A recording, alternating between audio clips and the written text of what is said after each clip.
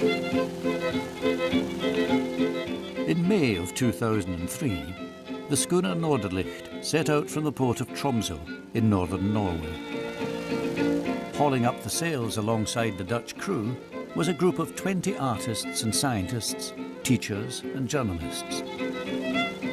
For the next 2 weeks, the ship would be their home and their workplace as they sailed across the Barents Sea towards the high Arctic. This was the beginning of the first Cape Farewell expedition, the brainchild of photographer and video artist David Buckland. The aim of the voyage was to raise public awareness about global warming.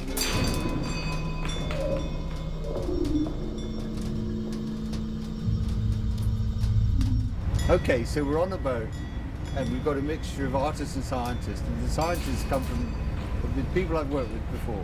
I mean, they're fantastic scientists. They've been up to the Arctic, they're dealing in this territory. Wherever Cape Farewell goes, it's led by the science. So the science is the bit that we always hang on to, and I think in a way is its central structure. The artists on board, I mean, that is, you know, I call them writers. Everybody on board is in a way a writer, whether it's like Kate, who's a musician, an architect who writes buildings, or a writer, or a poet, or, you know, whatever, painter who's kind of writing the material. So you put the two together and they mix. And the subject matter is climate change.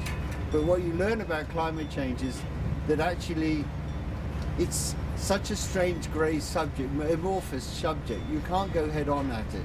And you understand it, that, okay, yeah, we've got to do something about it because the science says we've got to do something about it. But at the end of the day, it's a cultural responsibility. It's the way we live that is causing climate change.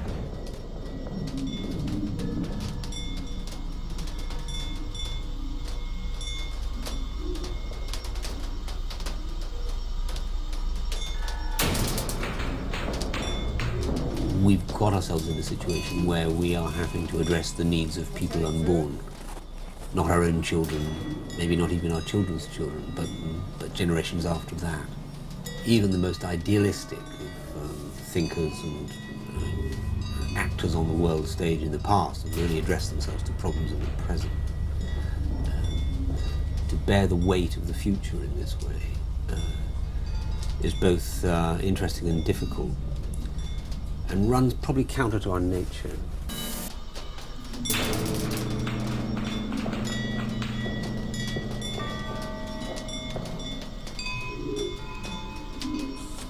The unit that we use to describe the sort of global warming potential of a building is a kilogram of CO2. Then it comes out that at atmospheric pressure, a kilogram of CO2 occupies a space that is 0.54 of a cubic meter. I worked out that it's the size of a coffin. What I liked was the idea that you could take that idea and then, in a way, make it again in terms of space, making a shelter. It's kind of a minimal building, the least space that a man might need.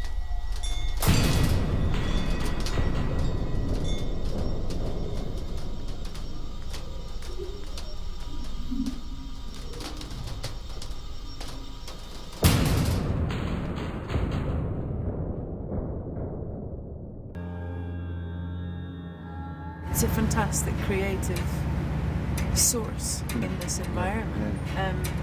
The thing that's been really good for me, I think, is that I have acknowledged that the criticism that gets leveled at you that you're becoming an eco-bore, that, you know, just shut up and play, you know, the get off your high horse and, you know, you're just a singer, what do you know?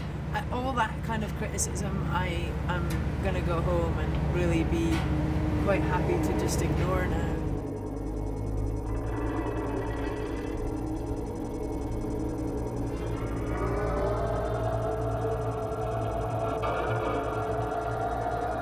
Art is about freedom, and my music is free, but you know, music is based on so many rules and patterns and you know, the languages, you know, musical languages or systems. My point is that the content of art or music should be free. So, you know, I want you to be very eco-conscious. But what is eco-conscious art? Or what is eco-conscious, eco-friendly music? It sounds a little boring to me. You know, I would go with like a thrash metal, but no carbon emission tour. That sounds more fun to me. Yeah.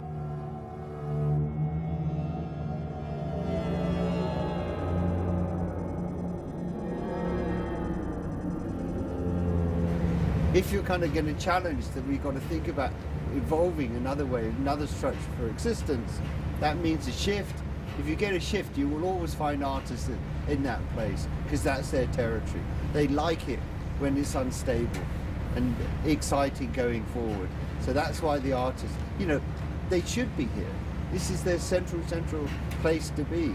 So you put those two together, the scientific guys who've told us we've got a problem, and then you put the artist guys who go, come on, now we've got to really figure out what is the future, what is the inspiration of going forward. And that's what we're here to do.